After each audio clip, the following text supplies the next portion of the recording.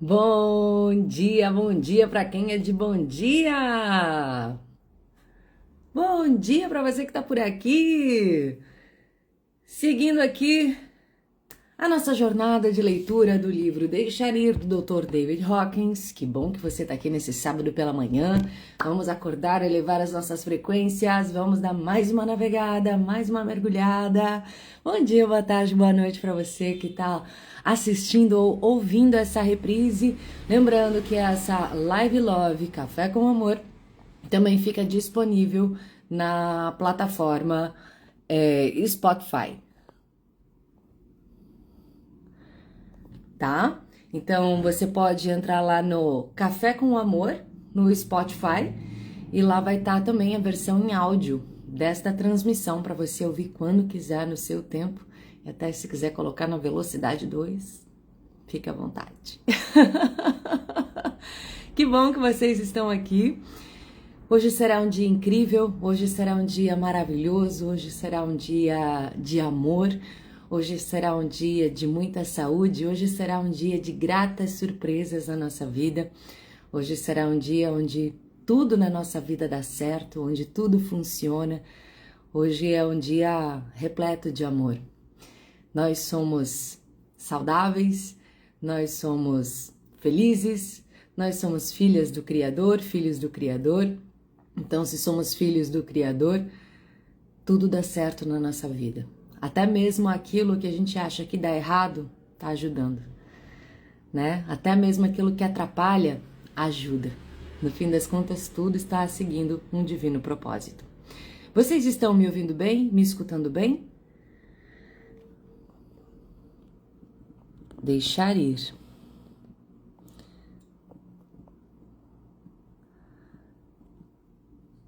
Vou colocar aqui o nome da live para a gente seguir nessa navegação.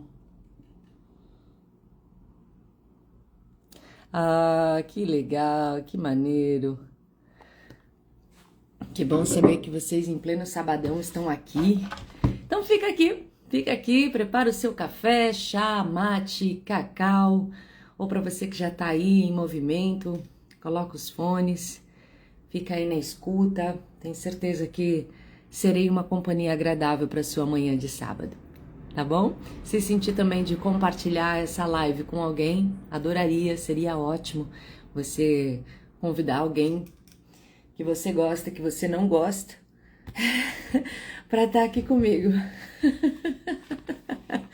Bom, gente, parte 2 então da leitura comentada do livro do David Hawkins, né? Começamos ontem, para você que ainda não assistiu ou não escutou, super recomendo, tá? Fiz uma introdução sobre essa leitura e começamos com o capítulo 2, Deixar Ir, o caminho do desapego, onde a gente vai fazer aqui uma jornada, especialmente na escala Hawkins das emoções, né? Mais uma vez, vou mostrar aqui para vocês a escala Hawkins das emoções. Para quem não conhece, tá?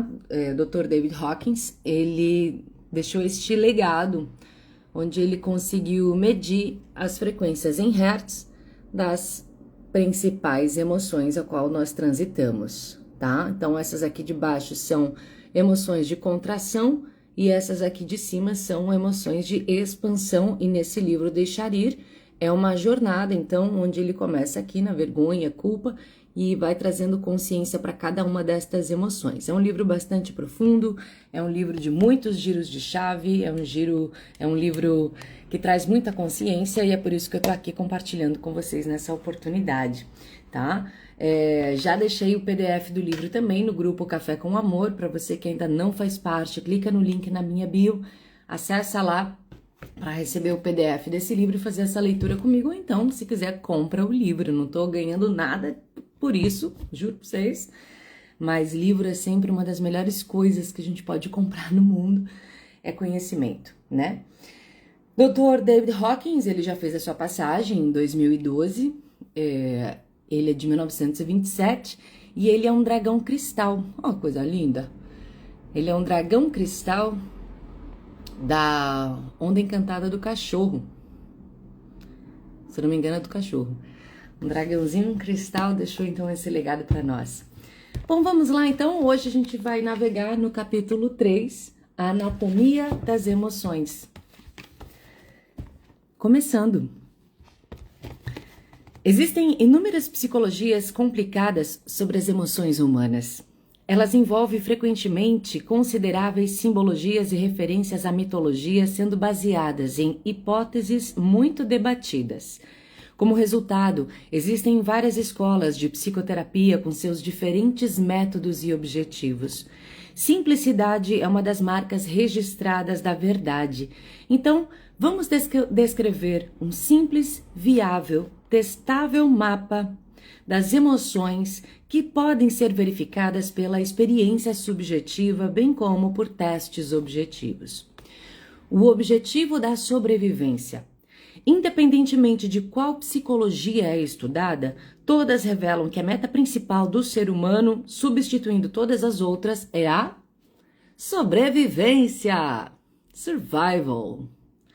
Todo desejo humano busca garantir a sobrevivência pessoal e a dos grupos com que se identifica, como família, pessoas amadas e seu país.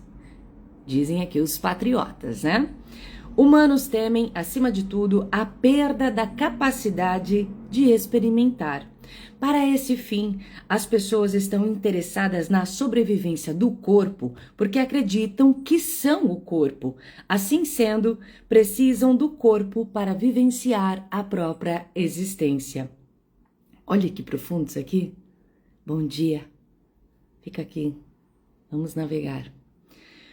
Porque veem a si mesmo como separadas e limitadas. Estão estressadas por seu sentimento de vazio. É comum os humanos olharem para fora de si mesmos a fim de satisfazerem suas necessidades. Isso os leva a se sentirem vulneráveis, porque são insuficientes para si mesmos. A mente é, portanto, um mecanismo de sobrevivência, e seu método para isso é principalmente o uso das emoções. Eu até grifei isso.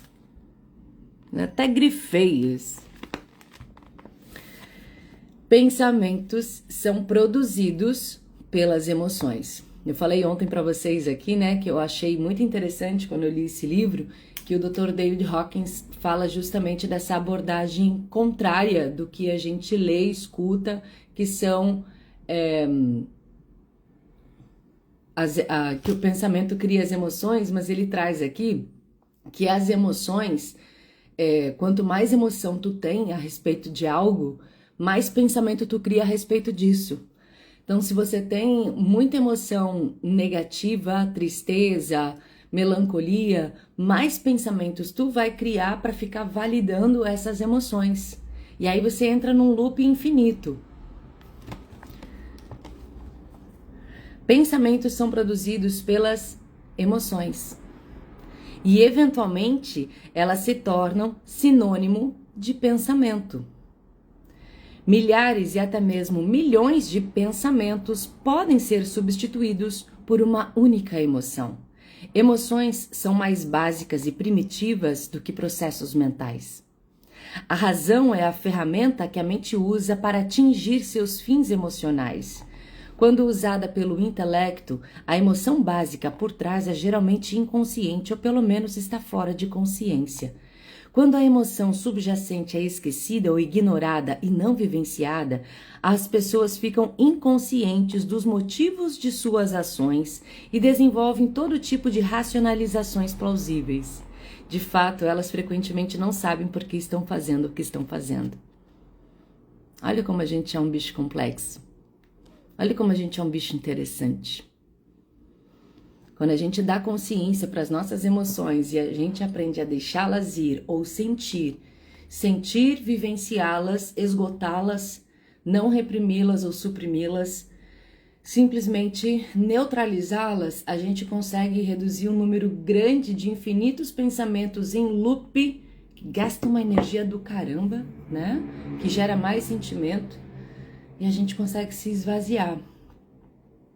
Isso é o que o Dr. Hawkins traz aqui para nós, trazendo consciência para essas emoções.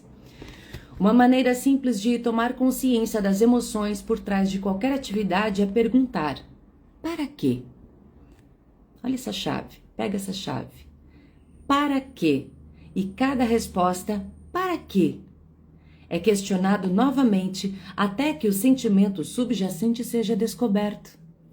Um exemplo seria o seguinte: um homem quer um Cadillac novo, presta atenção. Um homem quer um Cadillac novo. Sua mente lhe dá a razão lógica, mas a lógica não explica isso de verdade. Então ele pergunta a si mesmo: para que eu quero um Cadillac? Bem, ele diz, é para conseguir status, reconhecimento, respeito e status de sucesso perante a sociedade. E novamente, para que eu quero ter status? Eu quero ter respeito e aprovação dos outros. Ele poderá dizer, para garantir esse respeito. Novamente, para que eu quero respeito e aprovação? Para ter o sentimento de segurança. Novamente, para que eu quero me sentir mais seguro? Para me sentir mais feliz? A pergunta continua, para quê? Revela que basicamente há um sentimento de insegurança, infelicidade e falta de realização. Toda atividade ou desejo vai revelar que o objetivo primário é obter certo sentimento. Não existem outros objetivos além de superar o medo e alcançar a felicidade. As emoções estão conectadas com o que acreditamos que irá garantir a nossa sobrevivência e não o que realmente irá.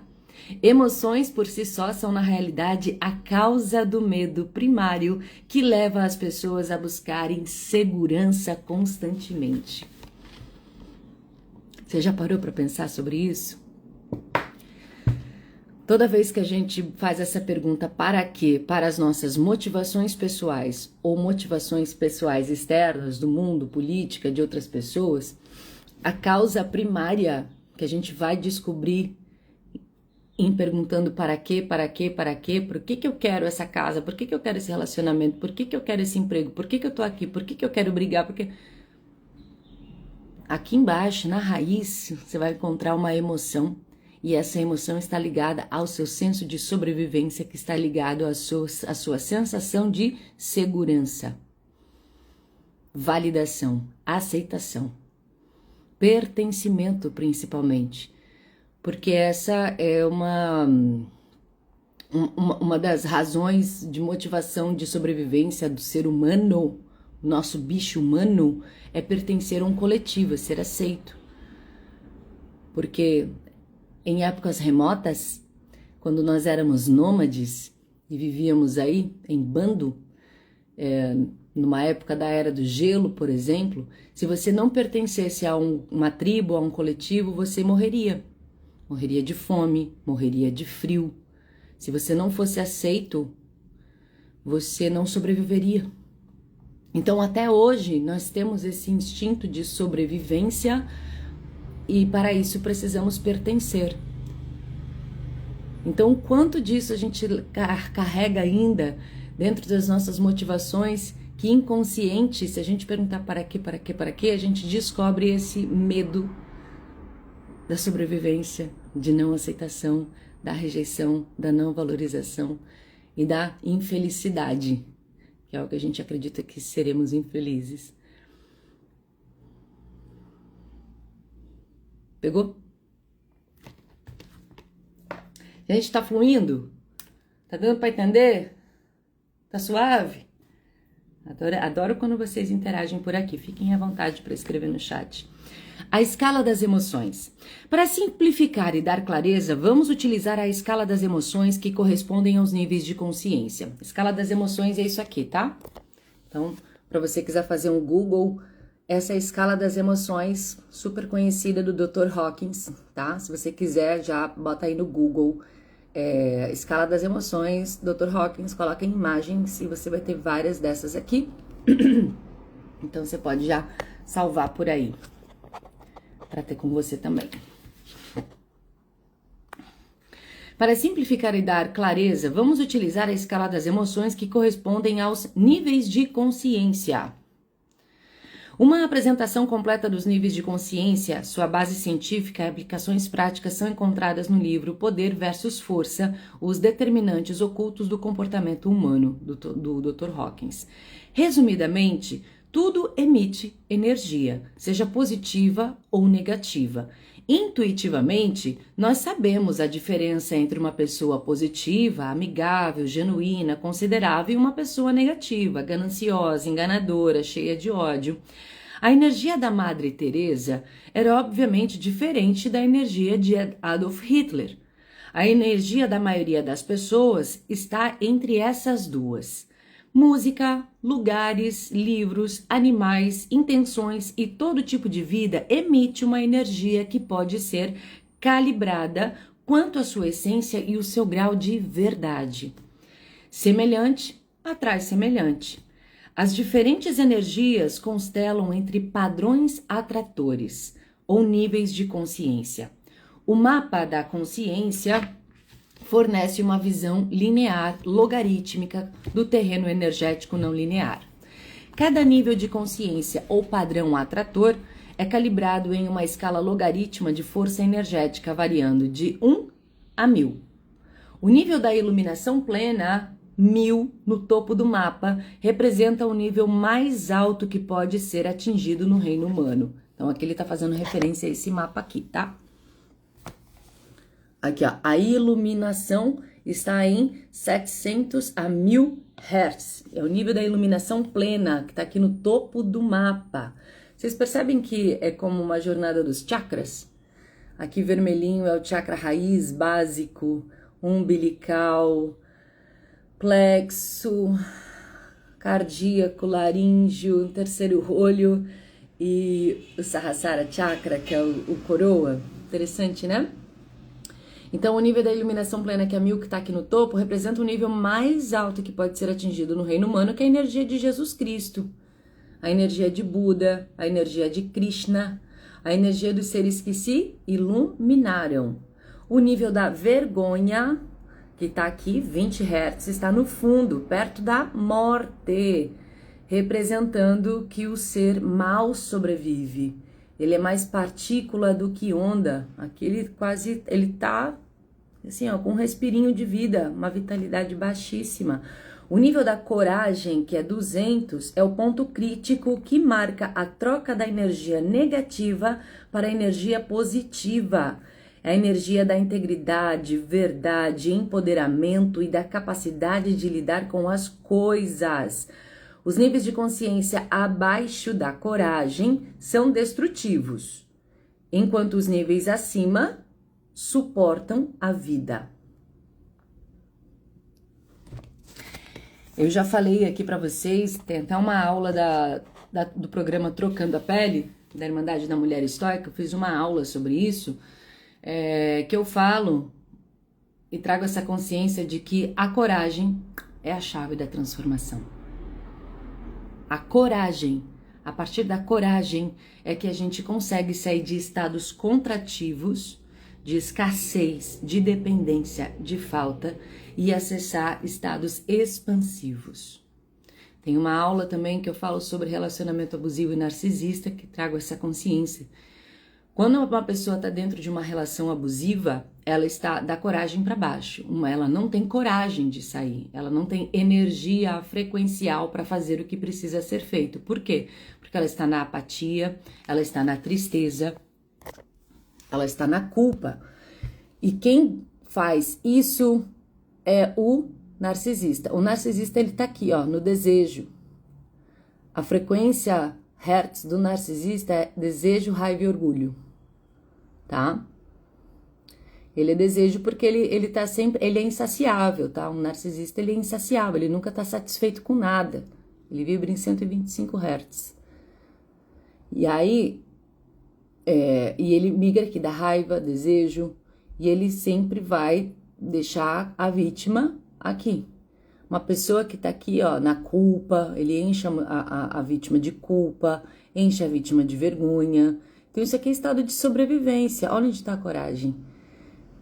Por isso que é necessário fazer uma jornada de autoconhecimento para ganhar consciência, para que essa pessoa que está em 50 Hz, 30 Hz, consiga no mínimo acessar 200 Hz, para que ela tenha energia para fazer o que precisa ser feito. Então, minhas deusas, muitas vezes a gente não tem que pedir sinais, orar para pedir sinais. Muitas das vezes nós temos que orar para pedir coragem para fazer o que precisa ser feito. E a sua alma sempre vai te direcionar e apontar o caminho certo. Dentro de você existe a velha sábia, Alá que sabe, que está sempre te direcionando como uma bússola mesmo para o caminho da verdade, para o caminho da harmonia, para o caminho da realização, para o caminho da iluminação, porque este é o nosso propósito dentro de uma jornada espiritual, é sermos estrela. Estamos aqui para ser estrela, para alcançarmos a consciência luminosa. Essa é a nossa jornada. Então essa bússola sempre vai apontar para lá. Então dentro de você existe uma bússola para sua realização. Então você precisa se tomar de coragem para fazer o que precisa ser feito. Como aumentar a coragem? Você precisa primeiro entender onde você está. Dar consciência ao que você permite está dando sim. E aí você precisa começar, passito a passito, a se desconectar de lugares que mais drenam a sua energia, que te nutrem. E encontrar recursos e caminhos e lugares que elevem o seu padrão vibracional, começando por você no seu ancoramento.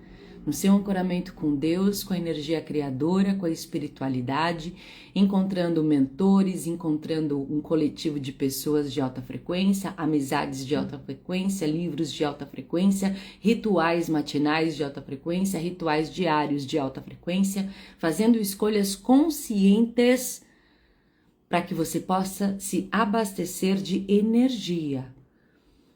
Natureza, música, dança, isso é gratuito e acessível.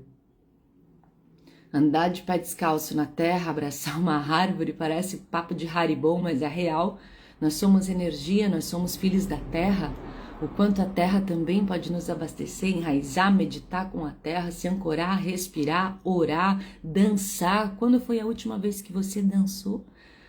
Quando foi a última vez que você colocou uma música e você simplesmente se deixou bailar e se levar por aquela vibração? A música é um sound healing. É cura. Tirar as músicas de baixa frequência também. Quando você tá na fossa, vai ouvir música de fossa? Não. Você tem que buscar os recursos para se elevar. E o primeiro de tudo é você reconhecer quais são os lugares que não estão te fazendo bem, que você acha que é amor e não é. E muitas das vezes aqui você está presa dentro de uma dependência afetiva, porque dentro de você está hipossuficiente de amor. Então você precisa se abastecer de amor, lembrando que você é amor, você é Deus em ação. Eu sou Deus em ação. Isso é um decreto. Eu sou Deus em ação. Eu sou Cristo em ação. Eu sou a luz divina em ação. Pega essa chave, pega esse mantra. Eu sou. Eu sou. Saí de um relacionamento extremo com um narcisista. Dançar era briga na hora. Rose. Sei, entendo. Porque olha só como o narcisista ele é predatório, qualquer ação e movimento que você faça em direção a você, para sua elevação de frequência, é uma ameaça para ele, inconsciente é uma ameaça, porque a partir do momento que você começa a elevar o seu padrão vibratório, você escapa dele. Eu lembro que eu tive uma aluna, na época que eu fazia o Clã das Lobas, que ela tinha que entrar nas nossas aulas escondida do companheiro na época. Ela conseguiu se separar, graças a Deus, porque ele não gostava que ela pertencesse a um coletivo de mulheres que pensassem, que estudassem, porque ele sabia que ela ganhando consciência, ela escaparia dele. Ele não podia saber que ela estava na aula. Muitas vezes ela entrava, câmera desligada, falando baixinho, porque ele não podia saber que ela estava no Clã das Lobas. E falava mal do Clã das Lobas. Falava mal de nós mulheres que pertencemos, e aí esses homens eles vão falar mal do sagrado feminino, do empoderamento, porque eles se sentem ameaçados, porque o que eles querem é dominar. Por isso que consciência liberta, porque a partir do momento que você se vê dentro desse cárcere, você sabe que você pode sair. E para sair você precisa acessar a coragem. Então para de orar para pedir sinais, porque os sinais já estão evidentes, porque você vai querer sempre racionalizar se isso está certo, quando na verdade a sua alma já te mostrou de inúmeras formas.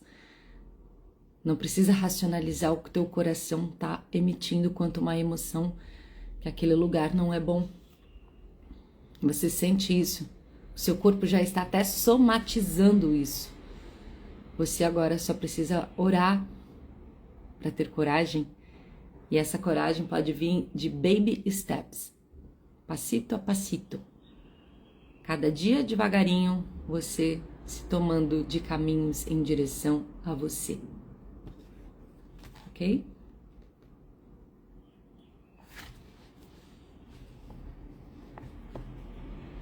Aí, ó, a Jennifer. Meu ex falava que o meu curso de Theta Healing era coisa do... deve ser demônio, né? Graças a Deus ficou no passado. Fiz o curso e virei a chave. Eles sempre vão falar que dança, cacau, cursos, é coisa disso e daquilo. Eles têm uma inveja velada, na verdade. Eles são muito invejosos. Muito invejosos. Então, eles estão nessa faixa frequencial. E, na verdade, são um bando de covarde, tá? Como eles não acessam a coragem pra cima, eles são covardes. E a pessoa que é covarde, ela precisa controlar e manipular. Eles são pequenos, eles não têm autoestima, eles não têm autossegurança. Então, para isso, ele tem um senso de superioridade que não é genuíno. Então, para ele se sentir mais poderoso, ele precisa te rebaixar, ele precisa te humilhar. Ele precisa fazer você se sentir uma bosta para que ele se sinta o rei da cocada. Mas isso tem salvação, tá? É possível sair.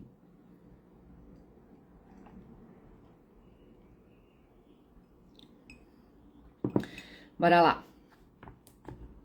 Então, os níveis de consciência abaixo da coragem são destrutivos, enquanto os níveis acima suportam vida. Um simples teste muscular revela a diferença. Estímulos negativos, ou seja, abaixo de 20 Hz, 200 Hz, que é abaixo da coragem, né, enfraquece o músculo instantaneamente. E estímulos positivos acima de 20 Hz,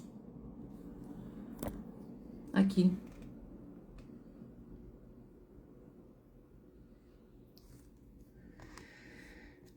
o poder, aqui ó, abaixo de 200 enfraquece, acima de 200 instantaneamente fortalecem o músculo. Arrô, mulher, arrô, já acabou esse ciclo, pelo amor da deusa, liberte-se.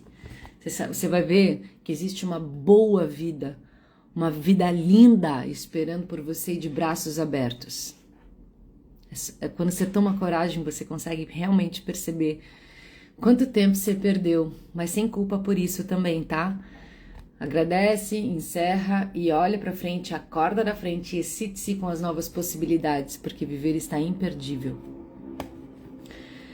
Acima do nível da coragem, as pessoas nos buscam porque lhes damos energia, poder. É por isso que o quê? Narcisista se encanta com mulher poderosa. Se você foi ou é vítima de um relacionamento abusivo, de uma persona com características narcisistas, saiba que você é foda, saiba que você é incrível, saiba que você é poderosa. Você é uma mulher poderosa. Você acha que narcisista se atrai por Maria do Bairro? Narcisista não se atrai por Maria do Bairro. As Maria do Bairro. Se atrai por mulher que brilha, que tem poder.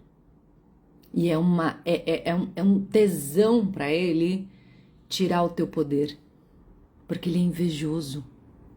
É isso que ele quer. Ele quer a tua luz. Ele quer o teu poder. Ele quer a tua alegria de viver. Porque você é uma pessoa alegre, uma pessoa comunicativa. Você lembra quem era você antes desse relacionamento? Se você não lembra, puxa da sua memória. Quem você era antes de entrar nessa dinâmica?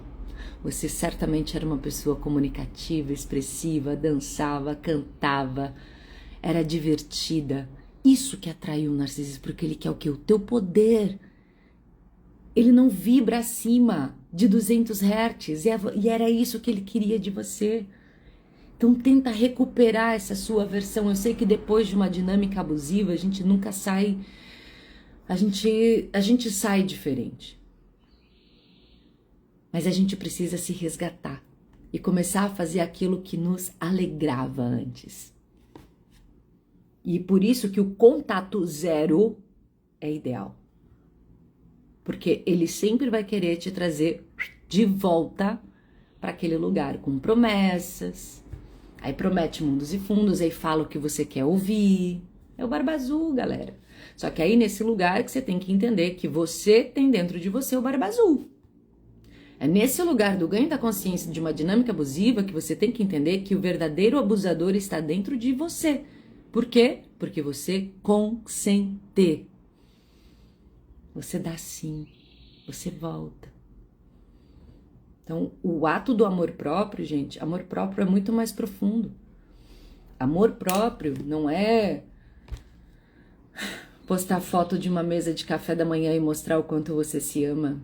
Amor próprio é esse lugar de você se acolher, se amar, se respeitar, sair de lugares indignos, sair de lugares que não são saudáveis, dizer não, sustentar o não.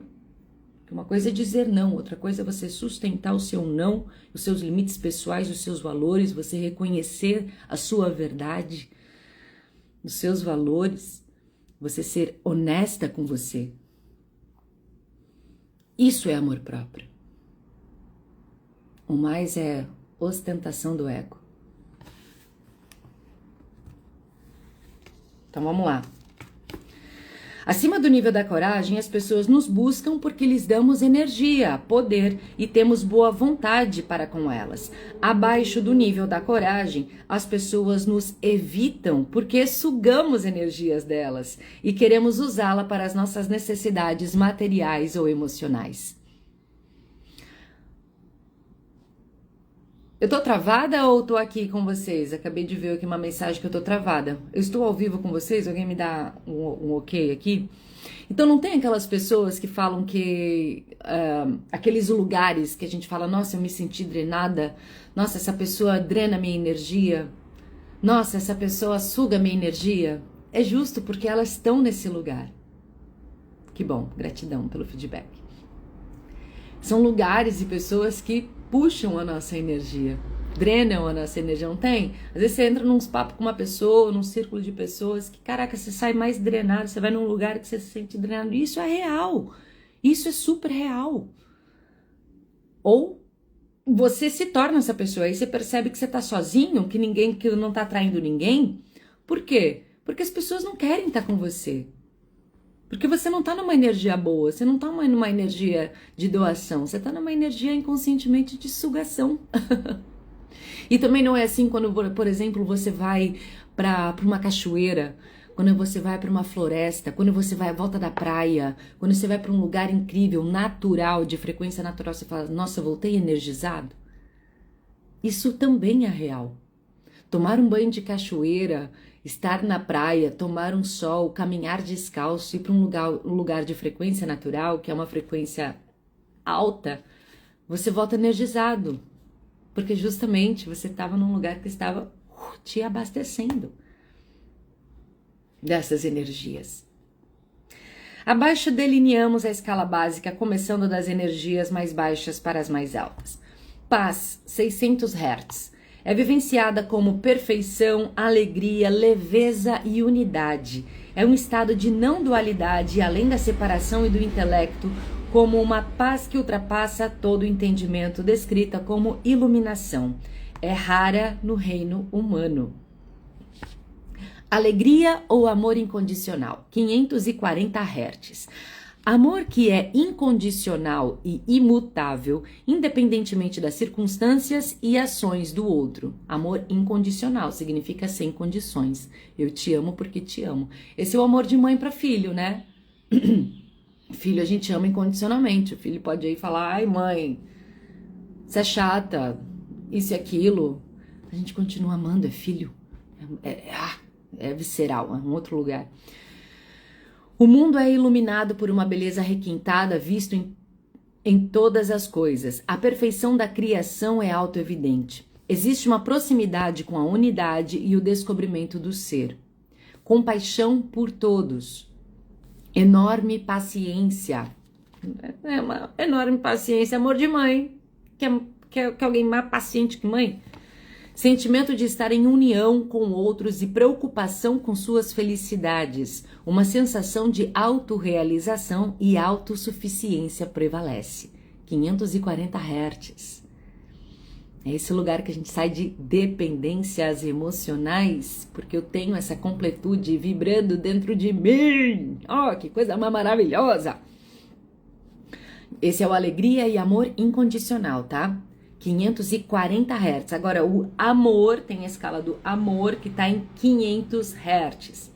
Uma maneira de ser que é perdoadora, nutritiva e apoiadora. Ela não procede da mente, em vez disso, emana do coração. O amor foca na essência da situação, não nos detalhes. Lida com totalidades e não com particularidades. À medida que a percepção é substituída pela visão, fica imparcial e vê o valor intrínseco e a amabilidade em tudo que existe. Razão 400 Hz. Esse aspecto diferencia os seres humanos do mundo animal. Existe a capacidade de ver as coisas de forma abstrata, de conceituar, ser objetivo e tomar decisões rápidas e corretas. Tem grande utilidade para resolver problemas. Ciência, filosofia, medicina e lógica são as expressões deste nível, da razão. Aceitação 350 Hz. Essa energia tranquila, descontraída, harmoniosa, flexível, inclusiva e livre de resistências internas. A vida é boa, você e eu somos bons, eu me sinto conectado. Atende a vida nos termos da vida. Não há necessidade de culpar os outros ou culpar a vida. Disposição, 310 Hz. Essa energia ajuda à sobrevivência por virtude de uma atitude positiva que acolhe todas as expressões da vida. É amigável, prestativa, quer ajudar e buscar servir. Neutralidade, 250 Hz. Esse é um modo de vida confortável, pragmático e relativamente livre de emocionalidades. Está tudo bem de qualquer maneira. Aspas. É livre de posições rígidas, sem julgamento e competitividade. Coragem, 200 Hz, aqui que é a chave da virada.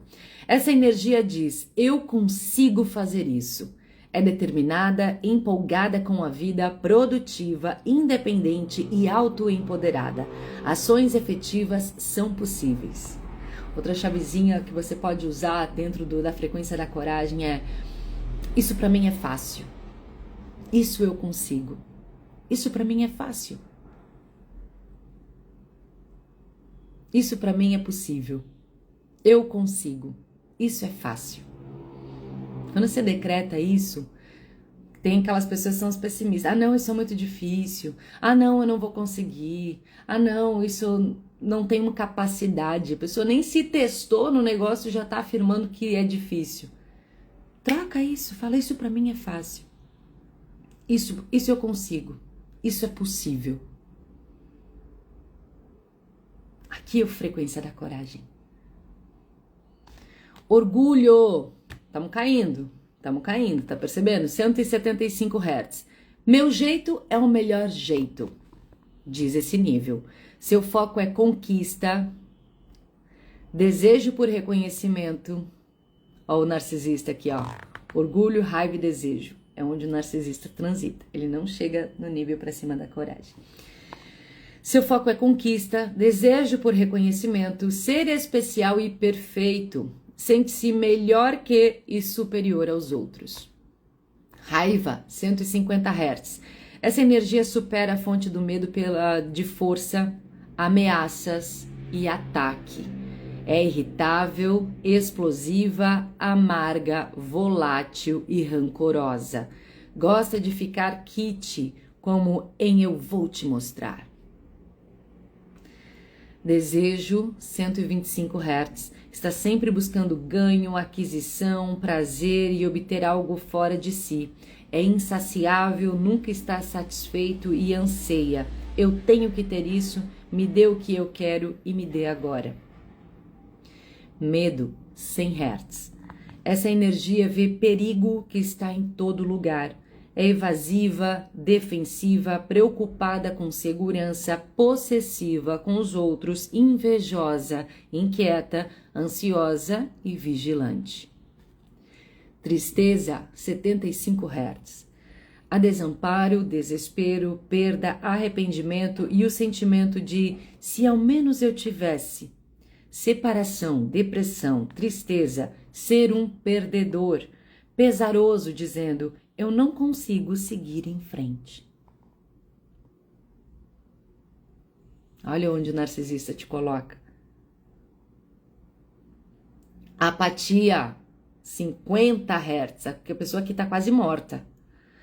Essa energia é caracterizada por desesperança, se fingir de morto, ser um dreno para outros, estar imobilizado e ter sentimentos de eu não consigo e quem se importa.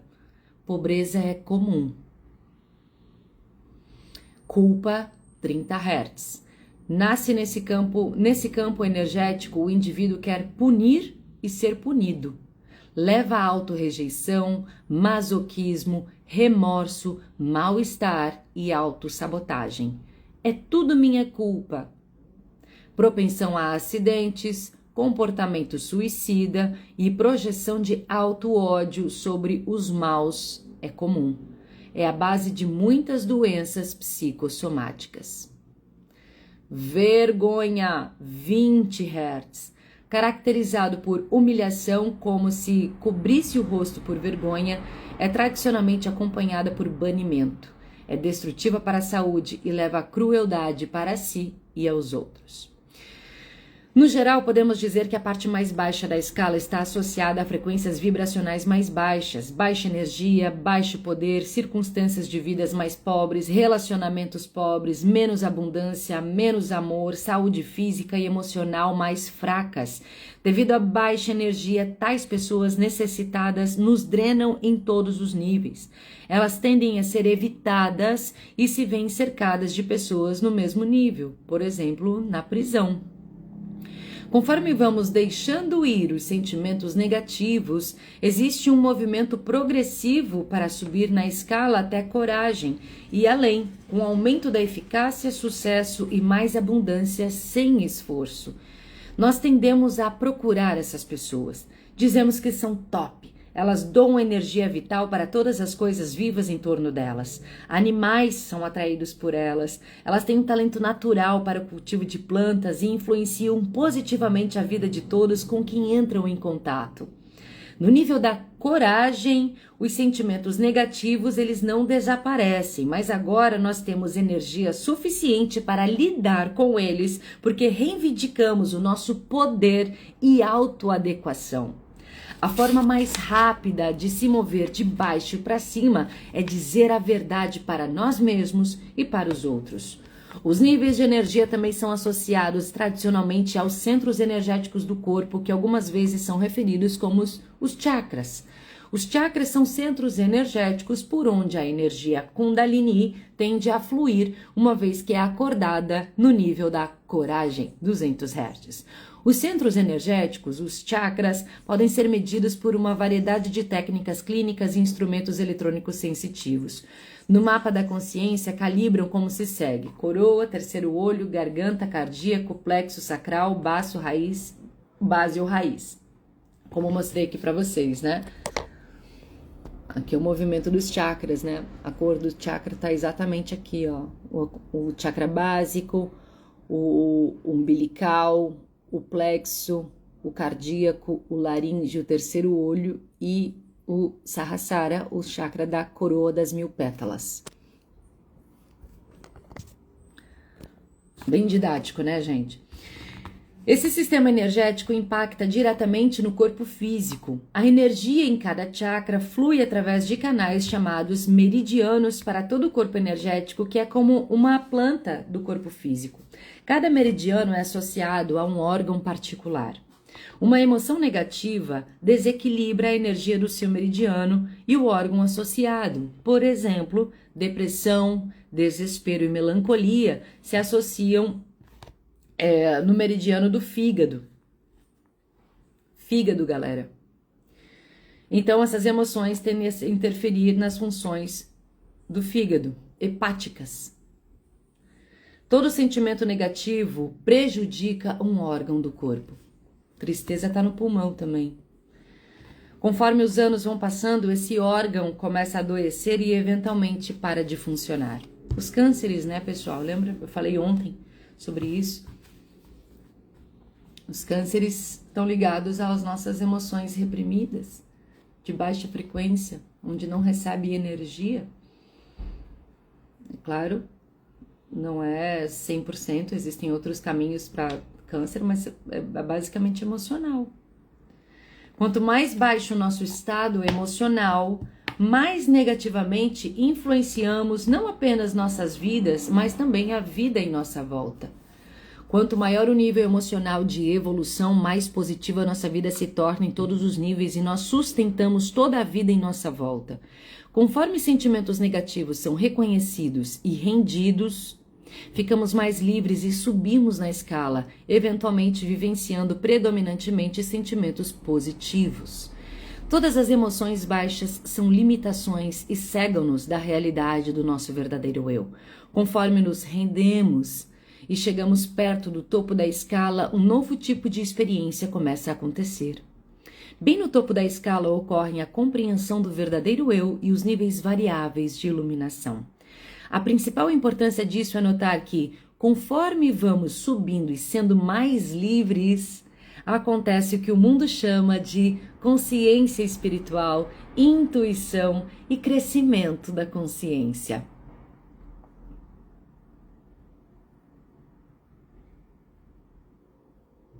Aprender a deixar ir, gente. E aprender a deixar ir é também deixar de personalizar as coisas. Esse é o pensamento estoico. Esse é o pensamento da mulher estoica. Por isso que estou com a Irmandade da Mulher Estoica, dando consciência às mulheres sobre isso. Porque quem mais sofre com isso, gente, isso é dado, tá? Isso é dado científico, estudado, comprovado, que são as mulheres que mais sofrem de doenças psicossomáticas. As mulheres é que mais têm doenças autoimunes. Por quê? Porque mulheres são um corpo emoção. Energia vital é energia emocional. Por que nós somos um corpo mais emoção? Porque nós geramos vida. Nós somos geradoras de vida, nós temos mais energia vital porque nós somos um veículo gerador de vida, por isso somos mais emotivas, emocionais. E é por isso super importante que a mulher precisa estudar sobre as emoções, se empoderar, criar ferramentas para que ela se torne mais empoderada. Para mim, empoderamento é autoconhecimento. É por isso que está aí a Irmandade da Mulher Estoica, é um chamado, mulher, para você cuidar das suas emoções e ter o pensamento estoico. Porque quando você tem um pensamento estoico, você para de personalizar as coisas do mundo. Você para de achar que tudo é com você, para você. Você sai da culpa, você sai da vergonha, você sai da apatia. Você começa a ter autodomínio, você se torna uma mulher inabalável. A minha jornada aqui como mentora é te tornar uma mulher inabalável, antifrágil. Uma mulher inabalável, antifrágil, ela tem consciência de quem ela é e dos padrões do mundo, das pessoas, e não se sente mais afetada. A sua vida se transforma por completo quando você ganha essa consciência. Você tem mais energia para você para de gastar energia, tentando se justificar, se adequar. Não te cabe isso, mulher. Quando você se torna livre, você se empodera e você alcança estados frequenciais mais elevados. Você não quer mais parecer mais nada. Quanto mais você se empodera, você não quer parecer que é nada. Você não quer parecer que é mais inteligente, você não quer parecer que é mais bonita, porque você sabe quem você é.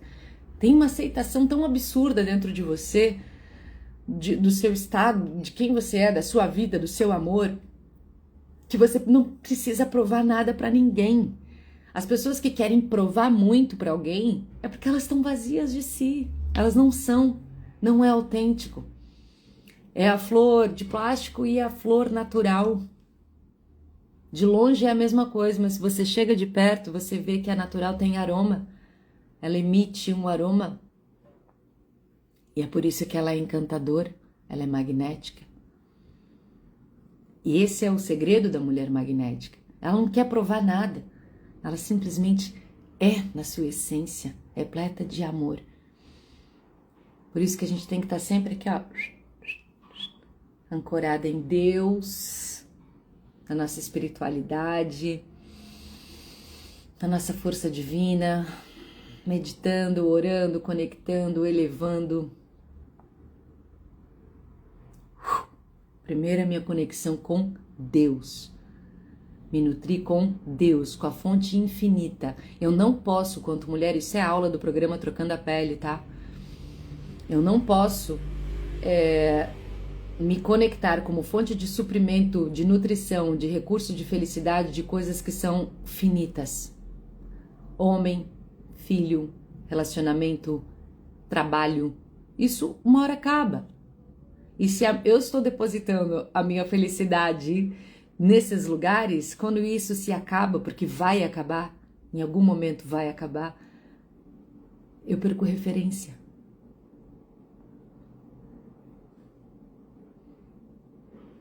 Beijo, Nath. E aí, quando eu me conecto com a fonte infinita, eu me vejo como filha do Criador. E aqui é inesgotável, é infinito, é a fonte. Eu respiro nessa fonte, eu me nutro dessa fonte. E aí eu reconheço quem eu sou. E aí eu não tenho que ficar querendo provar nada pra ninguém. Simplesmente sou.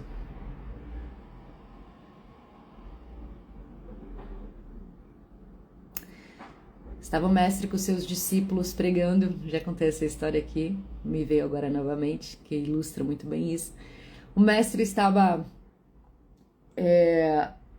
com seus discípulos pregando numa sala, pregando não, passando seus ensinamentos, suas ensinanças, sua sabedoria. E eis que entra a porta dentro um cara e começa a insultar o mestre. Porque você é um burro, porque você é um inadequado, porque você é um feio, você quer se achar inteligente, mas você não é nada. Você é um mentiroso, ainda por cima um mentiroso. Ainda por cima é um feio. Quem você pensa que é? Mas falou, insultou aquele mestre. Os discípulos ficaram pavorosos, assim, revoltados. Olharam para aquela situação, olharam para a cara do mestre, olhava para aquele cara e falou: o que o mestre vai fazer? O mestre precisa se defender. Como que esse cara chega aqui e começa a falar mal do mestre aqui na nossa frente? Como isso é possível? O mestre, impassível, olhando aquela cena. O cara terminou de falar, de jogar o seu lixo, bateu a porta, foi embora. Os discípulos ficaram em choque. E o mestre, bom, como dizia então Bhagavad Gita, aí um discípulo viu, ô mestre, você não viu o que aconteceu aqui? Acabou de entrar esse cara, te insultou, te chamou de feio, te chamou de ignorante, ainda falou que você é mentiroso, você não viu dele? Se eu quisesse parecer inteligente, eu me defenderia. Se eu quisesse parecer bonito, eu diria que ele está errado. Se eu quisesse me parecer sábio, eu iria dizer que o mentiroso era ele. Eu não preciso provar nada. Simplesmente ele veio e jogou o lixo dele. Eu não aceitei. Então, quando a gente quer parecer algo, se uma pessoa me chama de feia e eu fico lutando para dizer que eu sou bonita, se uma pessoa me chama de mentirosa e eu fico lutando para provar que eu não sou, significa que tem coisas dentro de mim que não estão trabalhadas. E eu preciso provar com unhas e dentes que a pessoa está equivocada porque eu sou. Isso é a viagem do ego. Quando de verdade eu sou, eu nem discuto, porque isso não faz sentido para mim. Eu simplesmente não conecto ou desconecto, deixo a pessoa falando sozinha. Eu já vivi muito isso, assim, de brigar. É uma grande medicina que o estoicismo me ensinou muito. Por isso que eu criei a Irmandade da Mulher Estoica, porque o estoicismo ele foi uma grande chave, está sendo ainda, né? Ainda sou uma aprendiz, uma estudante eterna. Estou aqui aprendendo, mas já evolui muito dentro da minha caminhada por aprender a regular as minhas emoções e não entrar em campos de batalhas desnecessários. O estoicismo me deu grandes chaves de entender o que é meu e se aquilo que vem de fora me afeta profundamente, eu preciso olhar para isso e entender o que está faltando dentro de mim, que isso está me afetando de uma maneira demasiada, onde eu preciso brigar, degladiar e lutar pelos meus valores. Significa que eu não tinha valor nenhum, significa que eu precisava provar algo que de fato não estava lapidado dentro de mim. E no fim, aquela pessoa que me trouxe esses gatilhos foi o mestre.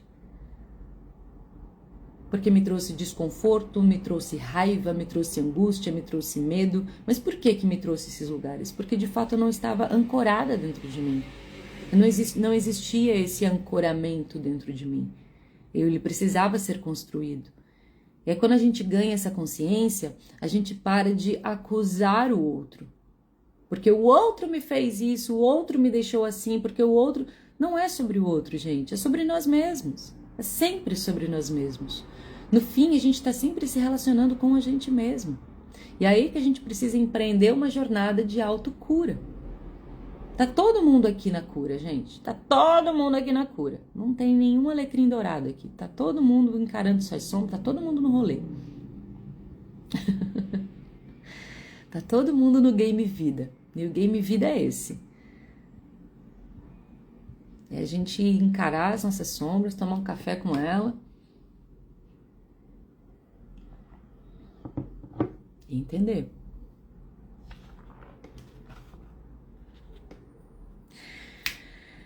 Vamos lá.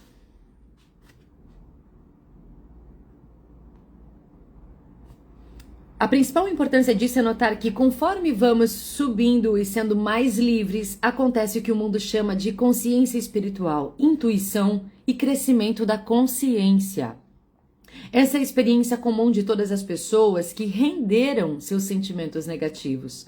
Elas se tornam cada vez mais conscientes.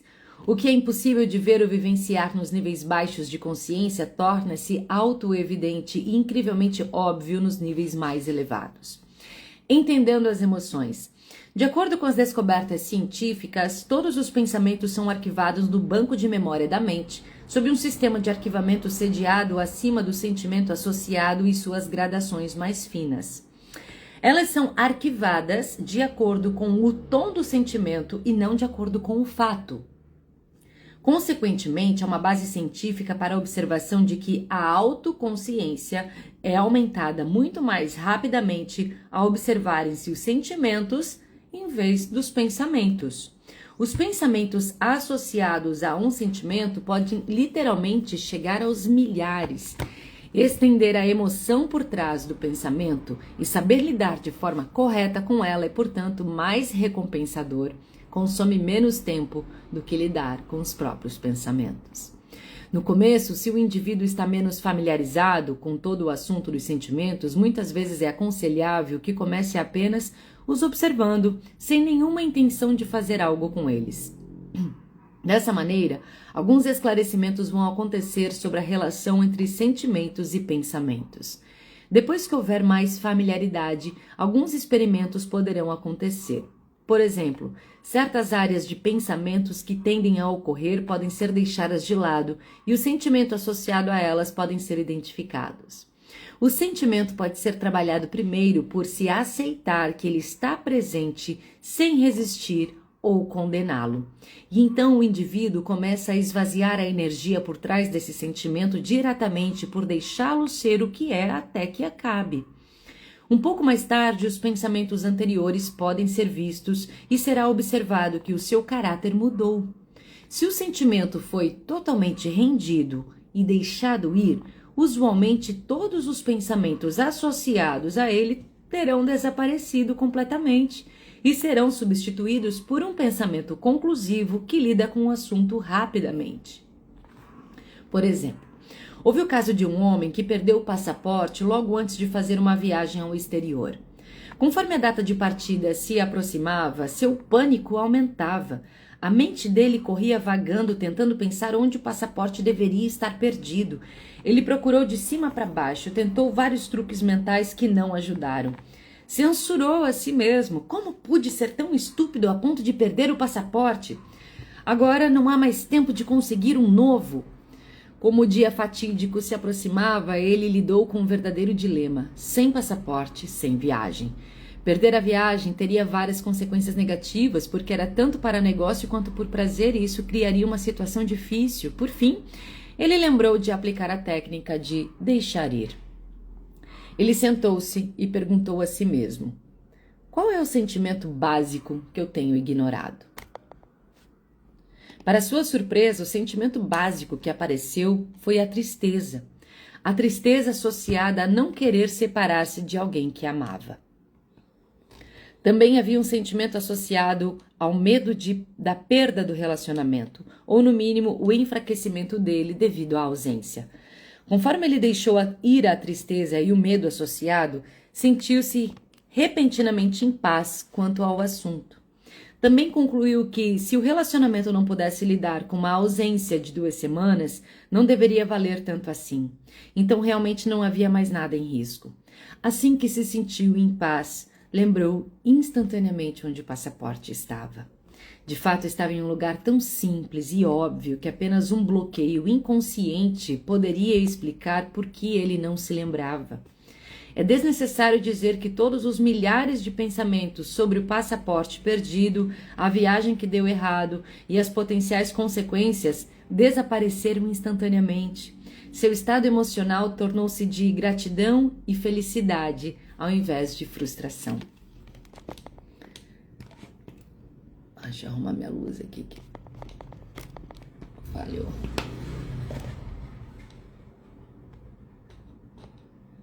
Vai, meu amor. Give me light. Não me deixe. Deixar ir pode ser muito útil nas situações cotidianas, mas seu uso em momentos de crise pode ser crucial para prevenir e aliviar grandes quantidades de sofrimento.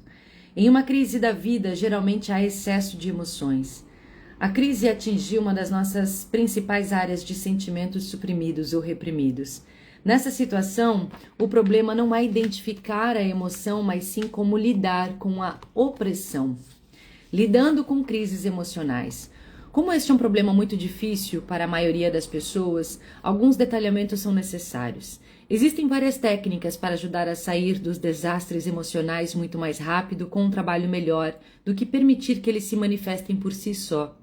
Lembre-se dos mecanismos habituais que a mente usa conscientemente para lidar com as emoções, que é a supressão ou repressão, expressão e fuga. Ontem nós passamos por esses 3 métodos de lidar com as emoções. Esses mecanismos são venenosos apenas quando usados sem intenção consciente. Em uma sobrecarga, muitas vezes é aconselhável que se utilize esses mecanismos, mas de forma consciente. O objetivo desta manobra é reduzir a quantidade esmagadora de emoções em si, de forma que elas possam ser desmontadas e rendidas por partes. Esse processo será descrito mais à frente.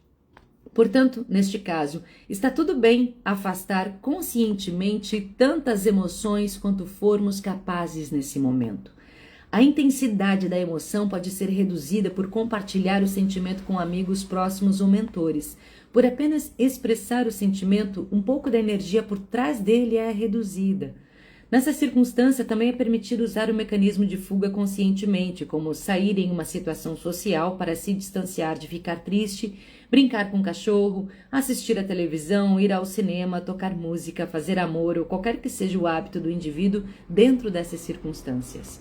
Quando o sentimento foi reduzido em quantidade e intensidade, é melhor começar a deixar ir pequenos aspectos da situação em vez da situação completa e da própria emoção atrelada. Para ilustrar esse ponto, vamos usar o exemplo de um homem que perde o seu trabalho depois de muitos anos em uma empresa e agora está sobrecarregado com o desespero. Utilizando os 3 mecanismos já descritos, algumas das emoções podem ser reduzidas. O que ele pode enxergar, então, são pequenas trivialidades sobre o trabalho. Por exemplo, ele poderia deixar ir a vontade de almoçar onde sempre almoçava com seus colegas de trabalho? Ele poderia deixar ir a vontade de estacionar seu carro na mesma vaga que ele sempre teve no passado? Ele poderia deixar ir querer subir o mesmo elevador? Ele poderia deixar ir o apego por sua mesa? Ele poderia deixar ir o apego com sua secretária e sua amizade com ela? Poderia deixar ir o apego ao seu computador? Poderia deixar ir o costume de ver o seu chefe todos os dias? Ele poderia deixar ir o seu sentimento de familiaridade com os ruídos de fundo do escritório? O propósito de render esses pequenos aspectos relacionados a perder um emprego, que pode parecer trivial, é o que faz a mente entrar no modo de deixar ir. O modo de deixar ir nos leva para o nível da coragem. Os sentimentos negativos foram reconhecidos e trabalhados. Consequentemente, eles perderam sua energia. De repente, de forma consciente, permitimos que a coragem lide com a situação, reconheça nossos sentimentos e faça alguma coisa com eles. Conforme as trivialidades são rendidas, curiosamente o evento principal se torna cada vez menos opressivo. A razão para esse fenômeno é que, quando usamos o mecanismo da rendição em uma emoção, estamos rendendo todas as emoções ao mesmo tempo. É como se todas as emoções tivessem a mesma energia subjacente, de modo que usar a rendição em uma direção rende os sentimentos que aparentam na superfície estar na direção oposta. Essa é uma questão de experiência clínica. Ela deve ser testada pessoalmente a fim de se acreditar nela. Depois de utilizar os 4 métodos citados, supressão, expressão, fuga e rendição dos aspectos pequenos, um 5º método torna-se aparente.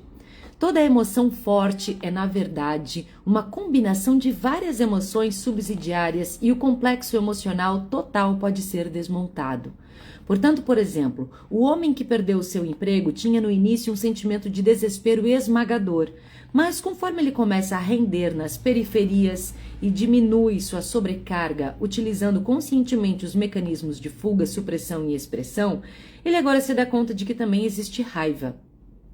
Ele percebe que a raiva está associada ao orgulho. Há muita raiva em forma de ressentimento. Há a autoinvalidação, que é uma forma de raiva expressada contra si mesmo. Também existe uma quantidade considerável de medo. Assim, essas emoções associadas podem agora ser abordadas diretamente. Por exemplo, ele pode começar a deixar ir o medo de não encontrar outro emprego. Quando esse medo é reconhecido e rendido, todas as possibilidades alternativas que existem vão tornar-se repentinamente aparente para ele. E conforme rende o orgulho, ele vai rapidamente ver que não está enfrentando o desastre econômico como pensava. Assim, conforme o complexo emocional desmontado é desmembrado em suas partes componentes, cada parte agora tem menos energia e pode ser rendida individualmente. Conforme formos saindo dessa sobrecarga, seremos lembrados que determinada quantidade de emoção foi propositalmente suprimida ou evitada. Agora ela pode ser reexaminada para que não cause mais danos residuais, como entrar em amargura, culpa inconsciente ou baixa autoestima. Fragmentos do complexo emocional poderão aparecer por um período, até mesmo por anos. No entanto, eles são agora pequenos fragmentos, então pode-se lidar com cada um conforme aparece. Pelo menos a situação de crise terá passado de forma segura e consciente. Lidar com uma crise por meio do nível emocional em vez do racional vai encurtar sua duração drasticamente. No caso de alguém que perde um emprego, lidar com isso no nível intelectual vai produzir milhares de pensamentos e cenários hipotéticos. A pessoa sofre durante muitas noites sem dormir devido a tantos pensamentos sobre a situação passando em sua mente repetidamente. Tudo isso é infrutífero. Até que a emoção subjacente seja rendida, os pensamentos serão criados infinitamente. Todos nós conhecemos pessoas que tiveram uma crise emocional muitos anos atrás e até hoje não se recuperaram. Essa crise mudou totalmente a vida delas e elas pagaram um preço alto por não saber como lidar com as emoções subjacentes. Há numerosos benefícios em lidar com uma crise de vida com sucesso. Por um lado, a quantidade de sentimentos suprimidos ou reprimidos agora são bem menores. A crise forçou que eles fossem abandonados e assim a quantidade que foi deixada no reservatório é bem menor. Existe um grande sentimento de autoestima e convicção porque existe a consciência de que o indivíduo pode sobreviver e lidar com qualquer coisa que a vida traga. Há uma redução geral do medo da vida, um sentimento maior de maestria, uma grande compaixão pelo sofrimento dos outros e uma habilidade crescente de ajudar aqueles que estão em condições semelhantes. Paradoxalmente, depois de uma crise de vida, muitas vezes há um período de duração variável de paz e calmaria, às vezes se aproximando do nível de experiência mística. A noite escura da alma frequentemente procede estados de consciência intensificados. Um dos melhores exemplos desse paradoxo é ilustrado por pessoas que tiveram uma experiência de quase morte. Existem agora muitos livros sobre esse assunto que revelam certa comunhão. Uma vez que o pior de todos os medos possíveis, o pavor e o choque da morte, foi enfrentado, é substituído por uma profunda sensação de serenidade, paz, unidade e imunidade ao medo. Muitas dessas pessoas desenvolvem habilidades extraordinárias, tornam-se curadores, desenvolvem consciência psíquica e estados avançados de iluminação espiritual. Eles vivenciam grandes saltos de crescimento, bem como o aparecimento repentino de novos talentos e capacidades. Portanto, todas as crises da vida carregam com elas grãos de inversão, renovação, expansão, salto de consciência e deixar ir o antigo para deixar vir o novo. Toda crise traz crescimento. Os próprios estoicos falam disso, que é um desperdício de vida uma pessoa que passa pela vida sem uma crise, sem um obstáculo, sem algo a que ele possa vencer a si mesmo. Todas as crises, elas trazem para nós os desafios do crescimento pessoal. Um livro muito bom também que ilustra isso é o Antifrágil, uma literatura maravilhosa, que fala exatamente sobre essas esfinges que a gente vai encontrando no caminho e que elas vêm muito para nossa lapidação pessoal, para o nosso estado de rendição, conhecimento e evolução. Curando o passado. Quando olhamos para a nossa vida, vemos resíduos de crises de vidas passadas que ainda não foram resolvidos. Pensamentos e sentimentos sobre eventos tendem a ocorrer e colorir a nossa percepção, e notamos que eles nos incapacitaram em certas áreas da vida. Nesse ponto, é sábio nos perguntarmos se vale a pena continuar pagando o preço contínuo. Agora que temos alguns mecanismos para lidar com esses resíduos, eles podem ser descobertos. Os sentimentos residuais podem ser investigados e rendidos para que a cura possa tomar lugar. Isso nos leva para outra técnica de cura emocional que se torna poderosa assim que o evento principal tenha passado. Isso significa colocar o evento em um contexto diferente, vê-lo de uma outra perspectiva e mantê-lo em um paradigma diferente com um significado e uma importância diferente. É dito que a maioria das pessoas passam sua vida se lamentando o passado e temendo o futuro. Portanto, elas são incapazes de experimentar a alegria do presente. Muitos de nós assumimos que é o nosso destino como humanos, nossa sorte e o melhor que podemos fazer é sorrir e suportar. Algumas vezes os filósofos nos prepararam para essa abordagem negativista e pessimista, desenvolvendo sistemas complexos de niilismo. Esses filósofos, alguns dos quais se tornaram conhecidos ao longo dos anos, são obviamente meras vítimas de emoções dolorosas com que não souberam lidar e dispararam infinitas intelectualizações e elaborações. Alguns passaram suas vidas inteiras construindo sistemas intelectuais sofisticados para justificar o que é notoriamente óbvio como uma simples emoção suprimida. Uma das ferramentas mais efetivas para lidar com o passado é a criação de um contexto diferente. Isso significa que damos a ele um significado diferente. Tomamos uma atitude diferente sobre o trauma ou a dificuldade do passado e reconhecemos o prêmio escondido dentro dele. Essa é a ressignificação. O processo da cura vai muito nesse lugar de, primeiro, identificar, reconhecer e dar um novo significado, dar um novo olhar, dar um novo sentido. Aqui a gente entra num outro lugar. E aqui ele fala, a gente vê o prêmio escondido desse trauma. O que ele me trouxe?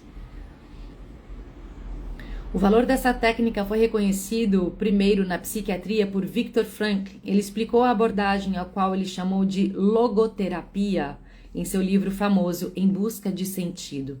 Suas experiências pessoais e clínicas demonstraram que ocorrências de eventos emocionais e traumáticos vão mudar consideravelmente e serão curados se um novo sentido for dado para eles. Frankl comentou sobre sua experiência pessoal nos campos de concentração nazistas, quando ele percebeu seu sofrimento físico e psíquico como uma oportunidade de conquistar um triunfo interior. Lemos recente também um livro, né? Deixa eu pegar o livro aqui, peraí.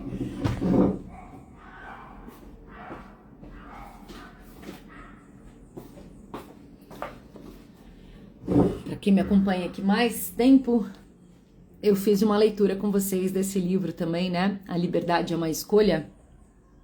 Nossa, muito alinhado com o que a gente tá falando aqui, ó. Edith Eva Eger. Essa mulher aqui se tornou uma das maiores psicólogas, terapeutas, mentoras, e ela passou alguns anos em Auschwitz. Perdeu o pai, perdeu mãe, quase morreu no campo de concentração.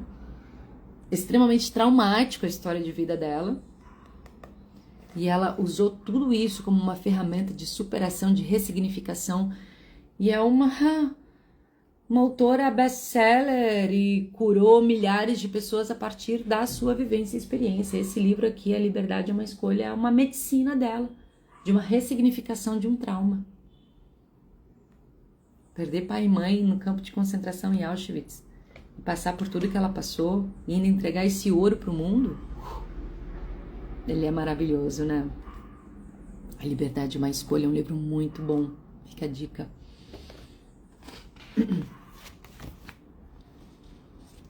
Tudo pode ser tirado de um homem, exceto uma coisa, a última das liberdades do ser humano, escolher a própria atitude em uma dada circunstância, escolher o seu próprio caminho. Foi isso que ela fez. Frankl recontextualizou as circunstâncias horríveis para manter um significado profundo para o espírito humano. Toda experiência de vida, não importa quão trágica seja, possui uma lição oculta. Quando descobrimos e reconhecemos o presente oculto que existe, a cura acontece. Nossa, acontece, gente. Quando a gente consegue entender que aquela situação, aquele momento, aquilo que me levou à dor, me levou a uma cura muito mais profunda de mim mesmo. Gente, tudo é um plano de amor, tá? Tudo é um plano de amor. A gente tá aqui para se curar e vão acontecer situações na nossa vida que vão levar a gente para alguns extremos, mas é para levar sempre a gente para o nosso melhor, pode ter certeza. Ressignificar isso é uma cura. E para isso a gente precisa sair do papel da vítima, né? Se você continua sendo a vítima, achando que o outro é sempre o algoz, você nunca vai conseguir reconhecer o prêmio que tem por trás dessa experiência. O ouro.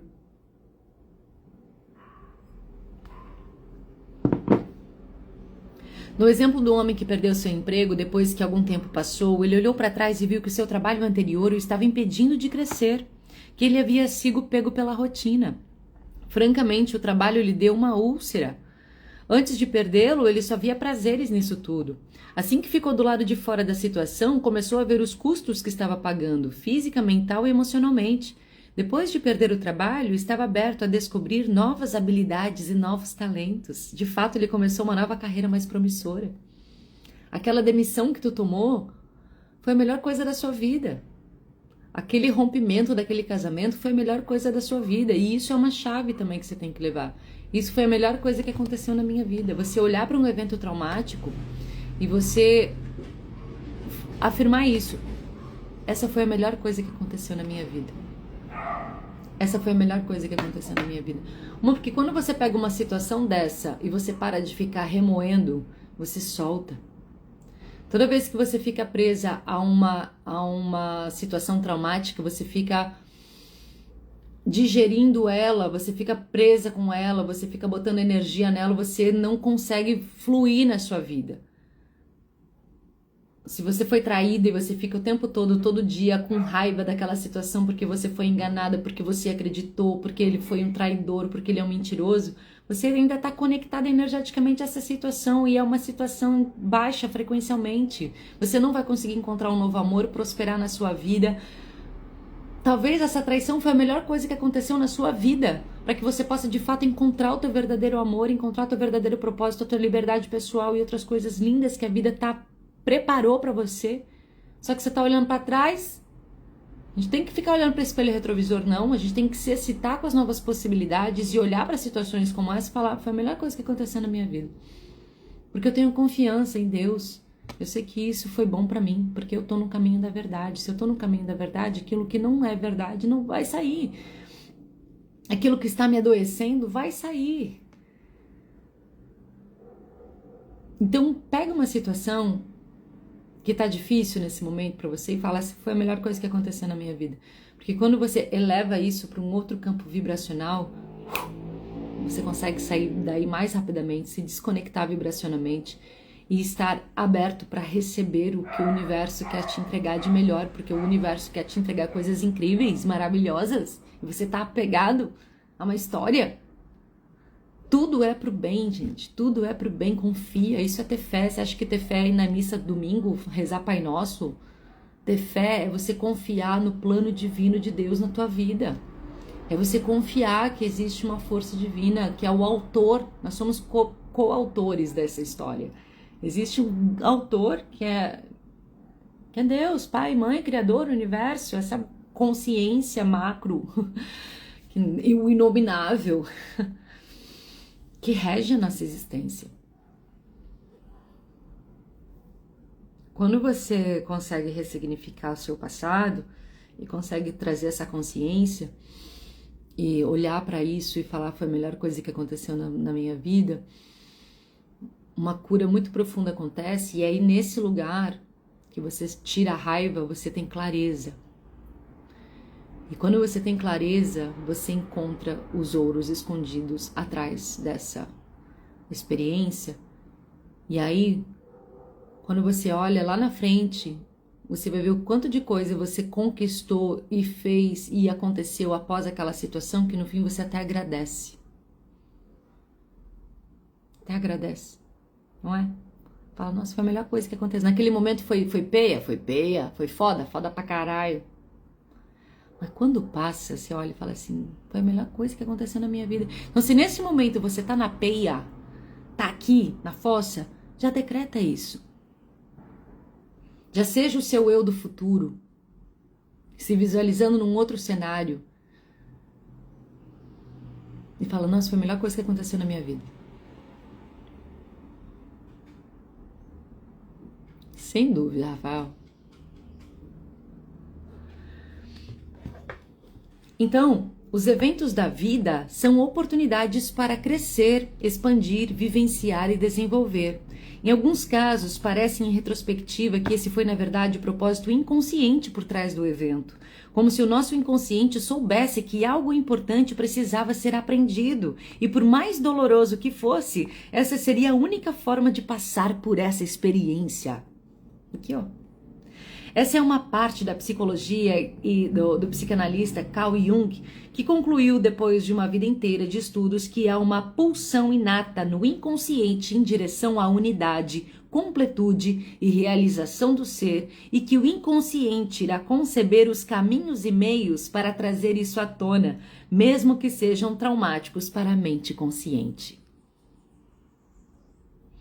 Jung também disse que no inconsciente havia um aspecto de nós mesmos chamado sombra. A sombra é a junção de todos os pensamentos, sentimentos e conceitos reprimidos sobre nós mesmos que não queremos enfrentar.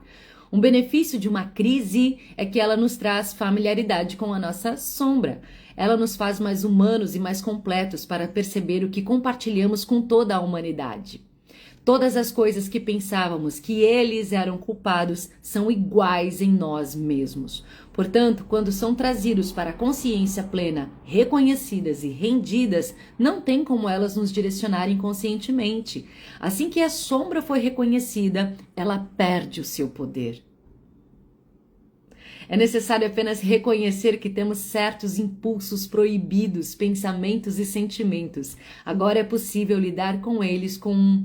E daí? Tudo aquilo que não é reconhecido em nós, aceito, integrado, ele vai se repetir na nossa vida e a gente vai chamar isso de destino. Não é destino. São padrões inconscientes, não reconhecidos, identificados, e que vai acontecer várias situações semelhantes na nossa vida em repetição até que isso seja integrado, curado, olhado e ressignificado. Passar por uma crise de vida, então, nos faz mais humanos, mais compassivos, aceitando e entendendo mais nós mesmos e aos outros. Não temos mais que nos satisfazer fazendo outros serem errados ou fazendo nós mesmos errados. Lidar com uma crise emocional nos leva a grande sabedoria e resulta em benefícios para toda a vida. Medo da vida, na verdade, medo das emoções. Não são os fatos que tememos, mas nossos sentimentos sobre eles. Quando dominamos nossos sentimentos, o medo da vida diminui. Sentimos grande autoconfiança e estamos dispostos a nos arriscar porque agora acreditamos que podemos lidar com as consequências emocionais, independentemente de quais possam ser.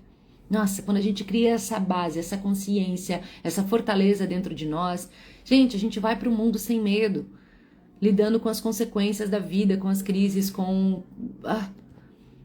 porque eu tenho bagagem aqui dentro de mim, está construído algo. Sendo o medo a base de todas as inibições, dominá-lo significa desbloquear grandes canais de experiência de vida que antes foram evitados. Assim, o homem que conseguiu lidar com a crise de perder o trabalho com sucesso nunca mais vai vivenciar o mesmo medo. Já foi, já viveu esse medo. O que de pior pode acontecer? O que de pior pode acontecer? Ele vai, portanto, ser mais criativo no próximo trabalho, disposto a correr os riscos necessários para fazer dele um sucesso. Ele começa a ver como o pavor de perder o emprego limitou sua performance várias vezes no passado. O medo de perder um relacionamento, por exemplo, uma pessoa que está vivendo um relacionamento tem medo de perder o casamento, tem medo de ser traído, tem medo... Quanto isso te limita e o quanto você está atraindo essa situação para você, esse medo atrai. É como se o universo entendesse que isso é um desejo. É um desejo. O medo de perder o trabalho faz com que você perca o trabalho, porque você está emitindo uma informação de desejo. Ele começa a ver como o pavor de perder o emprego limitou sua performance várias vezes, o fez temeroso e cauteloso e isso custou a sua autoestima devido à sua subserviência e obediência a seus superiores.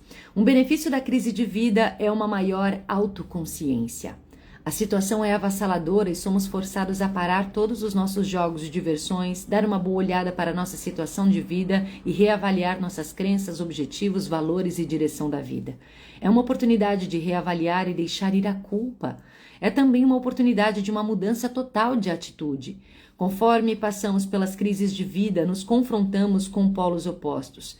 Devemos odiar ou perdoar aquela pessoa? Devemos aprender com essas experiências e crescer ou ressentir e nos tornarmos amargos? Escolhemos ignorar as deficiências da outra pessoa e as nossas próprias, ou em vez disso ressentimos e atacamos mentalmente? Devemos nos tirar de uma situação similar no futuro, cheios de medo, ou devemos transcender essa crise e dominá-la de uma vez por todas? Escolhemos esperança ou desencorajamento? Podemos usar essa experiência como oportunidade de aprender a compartilhar ou devemos nos enfiar em uma casca de amargura? Escolhas, gente. Escolhas. A gente sempre tem escolha. Toda experiência emocional é uma oportunidade de subir ou descer. Qual delas escolhemos? Esse é o confronto. Nós temos a oportunidade de escolher se queremos manter ou deixar ir perturbações emocionais. Podemos olhar para o custo de mantê-las. Queremos pagar o preço? Estamos dispostos a aceitar os sentimentos? Podemos olhar para os benefícios de deixar ir. A escolha que fazemos vai determinar o nosso futuro. Que tipo de futuro queremos? Vamos escolher ser curados ou vamos nos juntar aos caminhos feridos? Ao fazer essa escolha, é bom olhar para a recompensa que teremos em manter os resíduos de uma experiência dolorosa. Que satisfação estamos tendo? Em que medida estamos dispostos a nos conformarmos? Raiva, ódio, autopiedade, ressentimento, todos possuem uma recompensa barata, aquela pequena satisfação interna. Não vamos fingir que ela não está lá dentro. Existe um prazer rápido e estranho quando nos entregamos à dor. É o prazer do sofrimento, gente, existe isso. Falei ontem para vocês, a humanidade está presa no sofrimento. É o hábito do sofrer. Ela certamente satisfaz a nossa necessidade inconsciente de alívio da culpa através de punição. Podemos nos sentir infelizes e podres, então surge a questão, mas por quanto tempo? Tome, por exemplo, um homem que não fala com seu irmão há 23 anos. Nenhum deles consegue se lembrar do que se tratava o incidente. Ele foi esquecido faz muito tempo, mas eles estão habituados a não se falarem, então por 23 anos pagaram o preço de sentir falta da companhia um do outro, da afeição, da união em assuntos familiares e todas as experiências de amor compartilhadas que poderiam ter tido. Quando um homem aprende sobre o mecanismo da rendição, ele começa a deixar ir seus sentimentos em relação ao seu irmão. De repente, ele explode em lágrimas de tristeza, se dando conta de tudo que perdeu ao longo dos anos. Por perdoar, ele disparou uma resposta similar em seu irmão. Por perdoar, ele disparou uma resposta similar em seu irmão e os dois se reuniram. Então, um dos irmãos se lembra do incidente. Era uma discussão a respeito de um par de tênis. Por um par de tênis, eles pagaram um preço que se estendia por 23 anos. Se o homem não tivesse aprendido a técnica de deixar ir, poderia ter ido para o túmulo com o mesmo ressentimento. Então a dúvida é, por quanto tempo queremos continuar sofrendo? Quando estaremos dispostos a abrir mão? Quando será o suficiente? A parte de nós que quer se agarrar às emoções negativas é a nossa pequenez. É a parte de nós que é má, mesquinha, egoísta, competitiva, barata, conspiradora, desconfiada, vingativa, julgamentalista, reduzida, fraca, culpada, envergonhada e vaidosa. Ela tem pouca energia, ela se esgota, é humilhante, diminui respeito próprio. É essa parte pequena de nós que conta para o nosso auto-ódio, sentimento de culpa infinita e busca pela punição, enfermidade e doença. É essa parte que queremos nos identificar? É essa parte que você quer se identificar? Ele pergunta. É essa parte que queremos energizar? É dessa forma que queremos nos ver? Porque se essa é a forma que nos vemos, é dessa forma que os outros nos verão. Toma na cara!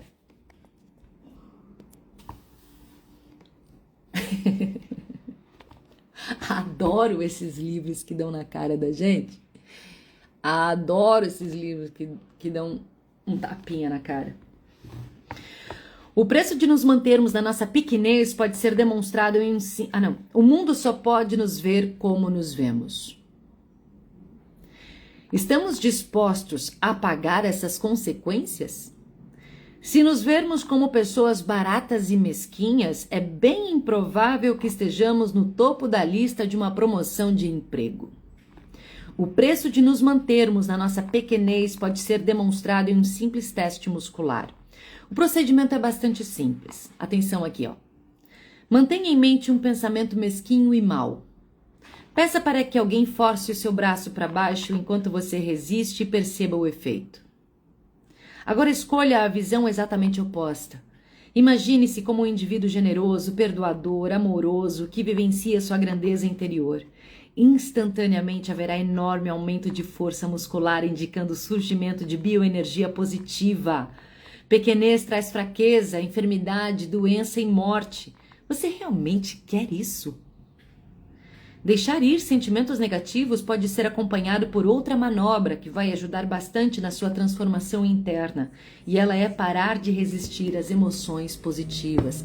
Parar de resistir às emoções positivas. Gente, esse teste é muito legal. Não sei se você já viu por aqui na internet. Já rodou uma vez bastante aqui no Instagram. Você estende o braço e tem uma pessoa do outro lado que vai fazer um movimento. Ela fala assim, fala que você gosta de vômito, fala que você é um mentiroso. E aí a pessoa fala as coisas, né? Ou você pode pensar, você pode pedir pra pessoa pensar, mas você pode pedir pra pessoa, cara, instantaneamente, ele não tem força pra sustentar. Agora pensa que você é amoroso, que a sua vida dá certo, que você é uma pessoa incrível, que você tá empoderado, que você tem amor, tem pensamentos positivos. Cara, não consegue. A pessoa faz a mesma força no braço e não cai. Faz esse teste aí. Pede para alguém fazer com você, você vai ver. É fato.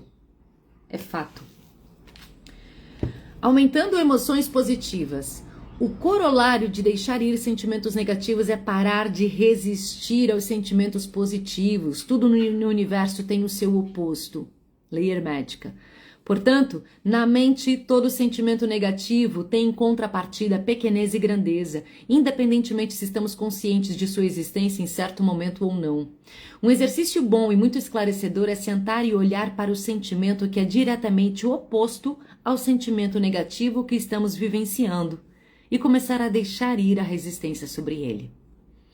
Todo sentimento é uma moeda de dois lados. O oposto do amor não é ódio, é medo. Então, aqui o que o Dr. Hawkins está falando é, olha para outra face da moeda, porque existe. A lei universal é a lei da polaridade e da dualidade, caminham juntas. Digamos, por exemplo, que o aniversário de um amigo está chegando e estamos nos sentindo ressentidos e mesquinhos. Portanto, não conseguimos sair para comprar um presente e o dia está se aproximando. O exato sentimento oposto é de perdão e generosidade. Só precisamos começar a olhar para o sentimento de perdão dentro de nós e parar de resistir a ele. Conforme continuamos a deixar ir a nossa resistência de ser uma pessoa perdoadora, muitas vezes é surpreendente que isso virá para cima como uma onda. Vamos começar a reconhecer que aquela parte da nossa natureza sempre esteve disposta a perdoar, mas nós não nos atrevíamos a dar uma chance para ela. Pensamos que poderíamos parecer estúpidos. Pensamos que estávamos punindo a outra pessoa por manter ressentimentos, mas na verdade estávamos suprimindo o amor. No começo, podemos não sentir especificamente isso sobre nosso amigo, mas vamos começar a perceber que nós temos esse aspecto em nossa personalidade. Conforme continuamos rendendo nossa resistência de amar, vamos perceber que há algo dentro de nós que quer se expressar por compartilhar e dar, deixando o passado ir e fazer as pazes. Há o desejo de fazer um gesto amigável. Queremos curar a separação, reparar a ferida, corrigir o erro, expressar gratidão e arriscar sermos considerados tolos. Gente, dentro de nós existe esse pulso sempre vivo. Só que a gente entra muitas vezes na negação, no ego. O propósito desse exercício é alocar dentro de nós o que pode apenas ser descrito como grandeza. Grandeza é a coragem de superar obstáculos. É a disposição de se mover para um nível mais alto de amor.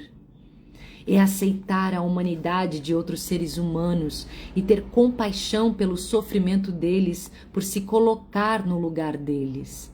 Do perdão aos outros vem o auto-perdão e o alívio da culpa. Temos o verdadeiro pagamento quando deixamos a nossa negatividade ir e escolhemos ser amorosos. Nós somos os beneficiados. Nós ganhamos a verdadeira recompensa. Com o aumento da consciência de quem realmente somos, vem a invulnerabilidade progressiva ao sofrimento. Quando aceitamos compassivamente a nossa própria humanidade e a de outros, estamos mais sujeitos à humilhação, porque a verdadeira humildade faz parte da grandeza. A partir do reconhecimento de quem realmente somos, vem o desejo de buscar o que é edificante. A partir disso nasce um novo significado e contexto para a vida. Tá acabando aqui, tá, gente? Última página. Quando esse vazio interno, devido à falta de autoestima, é substituído por verdadeiro amor próprio, autorrespeito e estima, não temos mais de procurar no mundo, porque essa fonte de felicidade está dentro de nós. Ela alvorece em nós de uma forma que não pode ser fornecida pelo mundo de nenhuma forma. Nenhuma quantidade de riqueza pode compensar um sentimento interno de pobreza. Todos sabemos quantos multimilionários tentam compensar a sensação de vazio interior e falta de valor interno. Uma vez que contatamos o nosso eu interno, essa grandeza e realização interior, esse contentamento e verdadeiro sentido de felicidade, nós transcendemos o mundo. O mundo agora é um lugar prazeroso e não somos mais guiados por ele. Não estamos mais sob efeito dele. Quando utilizamos essas técnicas de abandonar o negativo e render a resistência ao positivo, mais cedo ou mais tarde chegamos a uma consciência súbita e abrangente de nossa verdadeira dimensão. Assim que isso for vivenciado, nunca será esquecido. O mundo nunca mais vai nos intimidar como fez no passado. Pode haver contínua conformidade com os caminhos do mundo por puro hábito, mas a motivação interna, a vulnerabilidade interna e a dúvida interna somem. Aparentemente o comportamento pode parecer o mesmo, mas interiormente a causa para isso é agora totalmente diferente. Lidar conscientemente com as emoções resulta na ausência de vulnerabilidade e perturbação. Nossa natureza interior é agora a prova de balas. Nós somos capazes de passar pela vida com equilíbrio e graça. Respirando.